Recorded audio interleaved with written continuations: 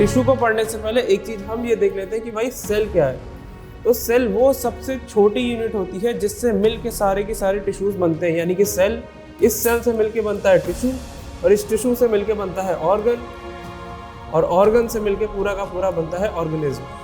अब meristematic tissues क्या होते हैं? मेरिस्टेमेटिक टिश्यू वो होते हैं जो हाईली एक्टिव इन डिवीजन, यानी कि जिसमें कंटिन्यूअस डिवीजन होता रहता है। डिवीजन का मतलब क्या? सेल डिवीजन इसमें कंटिन्यूअसली होता रहता है। ठीक, नेक्स्ट, अब अगर हम बात करते हैं ये मेरिस्टेमेटिक टिश्यू के कितने टाइप होते हैं, तो अगर हमें कोई चीज़ हमने जस्ट अभी पढ़ी कि ये डायरेक्टली ग्रोथ एंड डेवलपमेंट में इन्वॉल्व हो रही, तो मतलब ग्रोथ जमीन के ऊपर भी हो रही होगी और नीचे भी हो रही होगी। हेलो बच्चों, मैं अर्पित विश्वकर्मा स्वागत करता हूं आपका स्टील डिफेंस कॉलेज के ऑफिशियल यूट्यूब चैनल पर। और आज हम लोग बायो का एक टॉपिक पढ़ रहे हैं जो है टिश्यू। इसका हम आज रिवीजन क्लास देख रहे हैं। तो सबसे पहले हम देखते हैं आखिर टिश्यू होता क्या है। तो टिश्यू को पढ़ने से पहले एक चीज हम ये देख लेते हैं कि भाई सेल क्या है। तो सेल वो सबसे छोटी यूनिट होती है जिससे मिल के सारे टिश्यूज बनते हैं, यानी कि सेल, इस सेल से मिलके बनता है टिश्यू, और इस टिश्यू से मिलके बनता है ऑर्गन, और ऑर्गन से मिलके पूरा का पूरा बनता है ऑर्गेनिज्म। और यही सेम सीक्वेंस जो था वो एनडीए में पूछा भी गया था एक बार, बस वहां पर क्या कर दिया था कि सेल को हटाकर प्रोटीन लिख दिया गया था। क्यों? क्योंकि प्रोटीन भी जो होती है वो भी बॉडी की एक बिल्डिंग ब्लॉक की तरीके काम करती है, इसीलिए इसको यहाँ पर प्रोटीन लिखा गया था। अब हम टिश्यू के बारे में देख रहे हैं। तो टिश्यू क्या होता है? टिश्यू होता है ग्रुप ऑफ सिमिलर सेल्स, यानी कि कई सारी सेल्स का एक ग्रुप जो किसी एक पर्टिकुलर फंक्शन को परफॉर्म करती हैं, जो किसी एक पर्टिकुलर फंक्शन को परफॉर्म करने में हेल्प करती हैं, वो कहलाता है टिश्यू। अब जब बात करते हैं टिश्यू की, तो ये टिश्यू दो तरीके के होते हैं, पहला प्लांट टिश्यू और दूसरा एनिमल टिश्यू। क्योंकि हमें भी पता है कि लाइफ दो ही फॉर्म में अभी एग्जिस्ट करती है, ईदर दे आर प्लांट और एनिमल्स। ठीक, तो सबसे पहले हम देखते हैं आखिर प्लांट टिश्यू क्या होते हैं। प्लांट टिश्यू, ये जो प्लांट टिश्यूज होते हैं वो दो टाइप में बटे होते हैं। सबसे पहला मेरिस्टेमेटिक टिश्यू, और उसके बाद दूसरा होता है permanent tissue. Permanent tissue.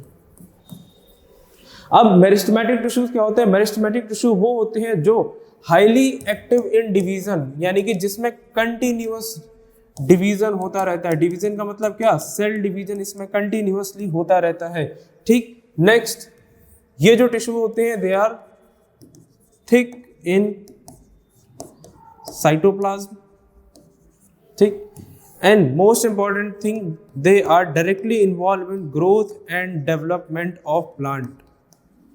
Development of plant, ये तीन पॉइंट इसके सबसे ज्यादा इंपॉर्टेंट होते हैं। क्यों? अब किसी चीज में अगर वो बहुत जल्दी जल्दी डिवाइड कर रही है तो वो उसके डायरेक्टली ग्रोथ में इन्वॉल्व होगी, इसीलिए इसको बोलते हैं ये आपकी डायरेक्टली इन्वॉल्व होती है ग्रोथ एंड डेवलपमेंट में।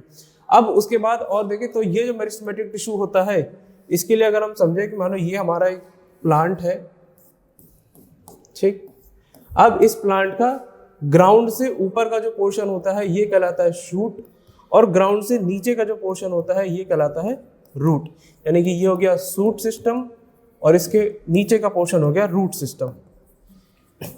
अब अगर हम बात करते हैं ये मेरिस्टेमेटिक टिश्यू के कितने टाइप होते हैं, तो अगर हमें कोई चीज हमने जस्ट अभी पढ़ी कि ये डायरेक्टली ग्रोथ एंड डेवलपमेंट में इन्वॉल्व हो रही, तो मतलब ग्रोथ जमीन के ऊपर भी हो रही होगी और नीचे भी हो रही होगी। तो जब ग्रोथ जमीन के ऊपर हो रही थी तो वहां पर जो टिश्यू इन्वॉल्व होता है उसे हम कहते हैं शूट एपिकल मेरिस्टेमेटिक टिश्यू। और जब हम बात कर रहे हैं ग्रोथ जमीन में हो रही, यानी कि रूट्स में हो रही, तब वहां पर जो टिश्यू इन्वॉल्व होता है उसे हम कहते हैं रूट एपिकल मेरिस्टेमेटिक टिश्यू। तो सबसे एक चीज हमने क्या देखी, ये जो मेरिस्टेमेटिक टिश्यू होते हैं वो दो तरीके के होते हैं, पहला रूट एपिकल मेरिस्टेमेटिक, दूसरा shoot apical meristematic. Root apical meristematic कहाँ होगा? रूट सिस्टम में होगा। वहीं शूट एपिकल मेरिस्टेमेटिक कहाँ होगा? शूट सिस्टम में होगा। अब अगर हम बात करें शूट में कौन कौन से पार्ट होते हैं, तो भाई कोई अंधा भी देख के बता देगा कि शूट एपिकल मेरिस्टेमेटिक में कौन से पार्ट होते हैं। यानी कि ग्राउंड से ऊपर जो भी चीज आप देख रहे हो वो सब कुछ किसके पार्ट में आएगी? शूट एपिकल मेरिस्टेमेटिक टिश्यू के पार्ट में आएगी। अब इससे अगर हम आगे बढ़े, नेक्स्ट, अब मेरिस्टेमेटिक टिश्यू के अगर हम टाइप देखें तो सबसे पहला तो यही हो गया एपिकल मेरिस्टेमेटिक टिश्यू, जिसके हमने दो पार्ट पढ़े, shoot apical meristem and root apical meristem. Next अगर हम बात करें तो ये होता है एक जिसे हम कहते हैं लेटरल मेरिस्टेमेटिक टिश्यू, और लास्ट में एक आता है जिसे हम कहते हैं इंटरकैलरी मेरिस्टेमेटिक टिश्यू। ये टोटल 3 तरीके के टाइप होते हैं मेरिस्टेमेटिक टिश्यू के।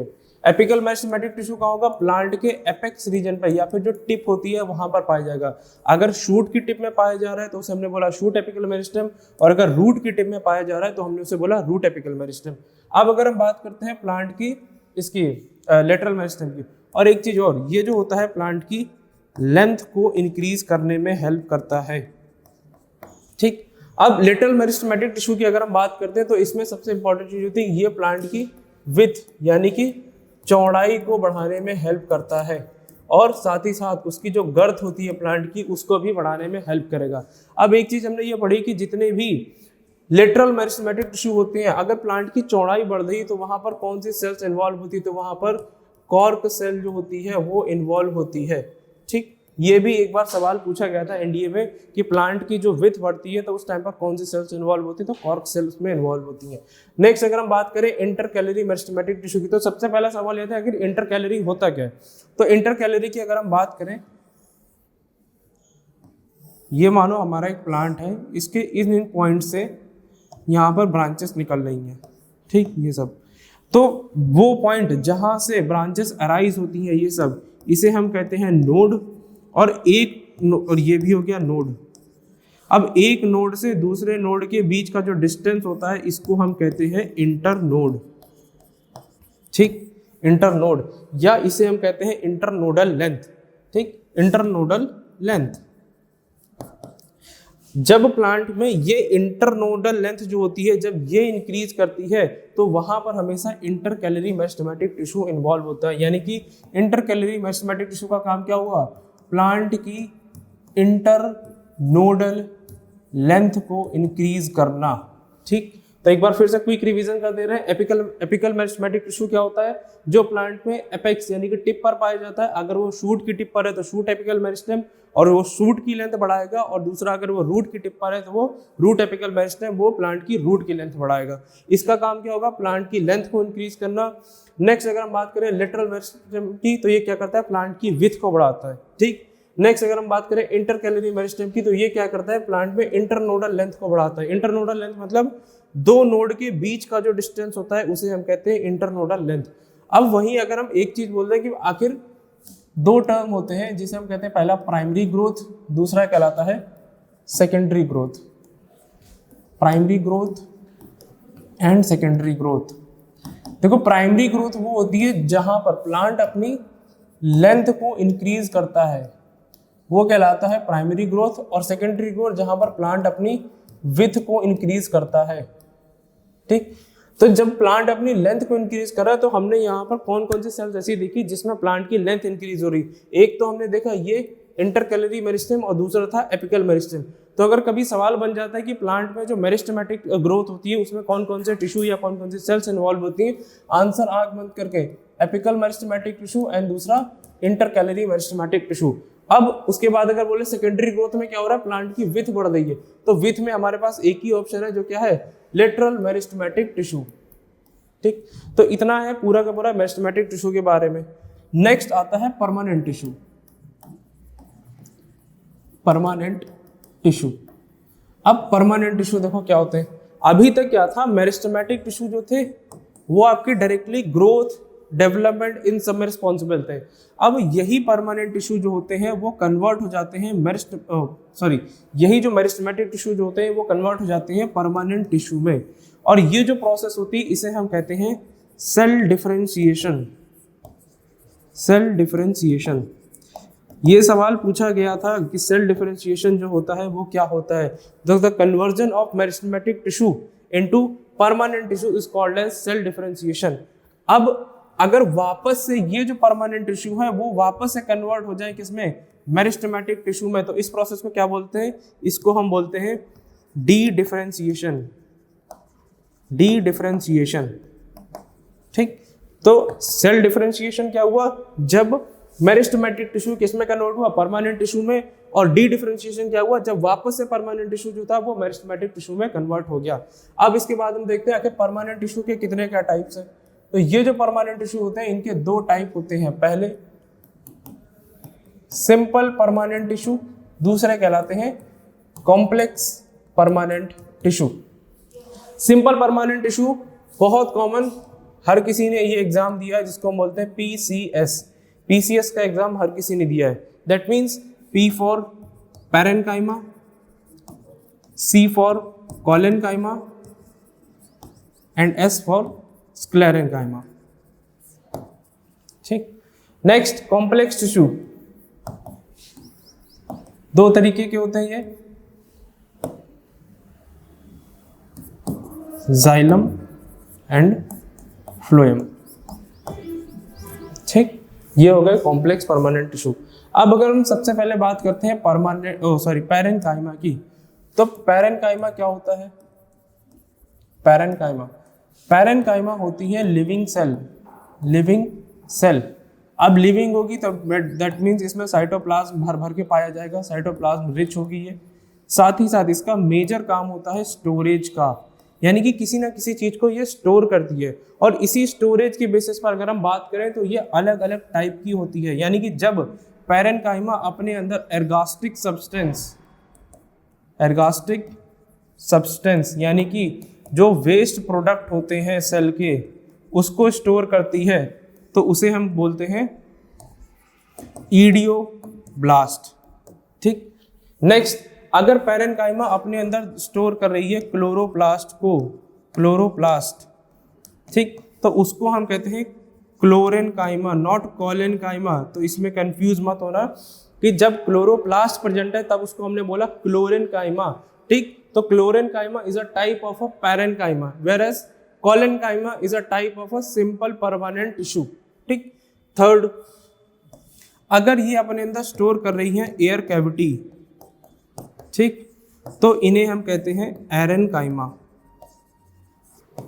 एरेन्काइमा।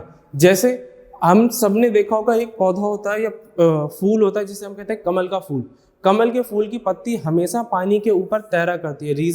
रीजन यही होता है कि अगर हम उसकी जब एनाटॉमी देखते हैं, यानी कि जब हम उसे माइक्रोस्कोप में देखते हैं, तब उसमें हमको कुछ इस तरीके से खाली से एकदम एयर कैविटीज पाई जाती हैं। एयर कैविटीज पाई जाती है। इन्हीं एयर कैविटी की वजह से क्या होता है, जितने भी हाइड्रोफाइट्स होते हैं, ठीक, एयर कैविटीज में जितने भी हाइड्रोफाइट्स होते हैं वो सब फ्लोट करते हैं। हाइड्रोफाइट्स का मतलब पानी में पाए जाने वाले प्लांट। ठीक, पानी में पाए जाने वाले प्लांट, जैसे लोटस, जैसे पिस्टिया, ठीक, जैसे वेलवेस्टिया। ठीक, ये सब जो होते हैं ये सब हाइड्रोफाइट्स के ही एग्जाम्पल होते हैं। अब नेक्स्ट अगर हम बात करें तो दूसरा था कोलेन्काइमा। तो कोलेन्काइमा में C for collenchyma, C for corner. मतलब अगर हम बात कर रहे हैं कि ये हमारी एक सेल है, ठीक, इस सेल के ये जो कॉर्नर्स होते हैं, इन कॉर्नर्स पर हमको देखने को मिलता है क्या, लिग्निन का डिपोजिशन। ठीक, अब लिग्निन क्या होता है, तो लिग्निन होता है कि सेल वॉल जो होती है उसके अंदर पाया जाने वाला एक सब्सटेंस जो हार्डनेस प्रोवाइड करने का काम करता है या फिर रिजिडिटी प्रोवाइड करता है। ठीक, ये काम होता है लिग्निन का। तो कोलेन्काइमा क्या होती है, कोलेन्काइमा में कॉर्नर्स पर लिग्निन का डिपोजिशन देखने को मिलता है। अगर हम इसके काम की बात करें तो इसका काम होता है प्लांट में फ्लेक्सिबिलिटी एंड मैकेनिकल स्ट्रेंथ को प्रोवाइड करना। ठीक, नेक्स्ट फिर आता है स्क्लेरेन्काइमा। अब एक पॉइंट इसमें ये मिस हो गया कि भाई ये जो कोलेन्काइमा होती है ये भी एक लिविंग सेल होती है। ठीक, तो अभी तक हमने दो लिविंग सेल पढ़ी, पहली पैरेन्काइमा, दूसरी कोलेन्काइमा। अब हम आते हैं तीसरी पर। तीसरी आती है स्क्लेरेन्काइमा। ये जो स्क्लेरेन्काइमा होती है ये होती है डेड सेल। डेड का मतलब क्या, मर गई? हाँ भाई मर गई। मतलब ये रही हमारी सेल और इसमें ये पाई जा रही है सेल वॉल पूरी की पूरी।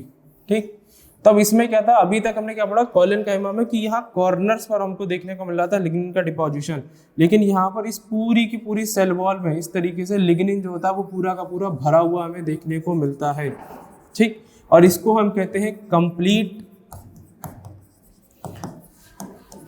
लिग्निफिकेशन, ठीक, कंप्लीट लिग्निफिकेशन।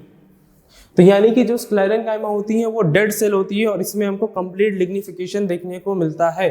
और ये देखो डेड सेल, तो यहाँ पर एस से स्ट्रेंथ, ठीक, यानी कि इसका काम क्या है कि प्लांट में स्ट्रेंथ प्रोवाइड करना, ये होता है स्क्लेरेनकाइमा का काम। सबसे पहले पैरेनकाइमा बढ़ी, पैरेनकाइमा का काम क्या था, स्टोरेज प्रोवाइड करना, और उसी स्टोरेज के बेसिस पर वो अलग अलग टाइप की थी। दूसरा हमने पढ़ा कॉलेनकाइमा, तो कॉलेनकाइमा में हमने पढ़ा C for collenchyma, C for corners में लिग्निन का डिपोजिशन। और ये जो कॉलेनकाइमा थी वो क्या कर रही थी, flexibility and mechanical strength provide करने का काम कर रही थी। अब हमारे स्क्लेरेनकाइमा पर तो ये एक अकेली होती है जिसे हम डेड सेल बोलते हैं, और ये प्लांट में स्ट्रेंथ प्रोवाइड करने का काम करती है, और यहाँ पर हमें कंप्लीट लिग्निफिकेशन भी देखने को मिलता है। अब उसमें थोड़ा सा और हम आगे बढ़े तो ये दो तरीके की होती हैं, पहली स्टोन सेल और दूसरी फाइबर्स, ठीक। स्टोन सेल जो होती है इसमें पूछा जाता है कि ये कैसी होती है, तो ये इर्रेगुलर शेप की होती है, ठीक। वहीं फाइबर्स जो होती है ये फ्यूजिफॉर्म शेप के होते हैं। फ्यूजिफॉर्म मतलब टेपरिंग एंड्स लाइक दिस, कि जिसमें दो एंड जो है वो एकदम पॉइंटेड तुम्हें देखने को मिलते हैं, वो तुम्हारी फ्यूजिफॉर्म शेप होती है। और इस स्टोन सेल पर सवाल बना था कि स्टोन सेल जो होती हैं वो प्लांट में कहाँ पर पाई जाती हैं, ठीक है, सॉरी, जो स्टोन सेल्स होती हैं वो प्लांट के कौन से टिश्यू का पार्ट होती है, तो आंसर स्क्लेरेनकाइमेटस टिश्यू का पार्ट होती है ये प्लांट सेल। तो इतना है इसके बारे में, permanent tissue, simple permanent tissue के बारे में। अब अगर हम बात करते हैं complex permanent tissue, complex permanent tissue, तो ये जो कॉम्प्लेक्स परमानेंट टिश्यू होता है ये हमने पढ़े दो तरीके के, कि भाई दो तरीके के हैं, पहला होता है जाइलम, दूसरा होता है फ्लोएम, ठीक।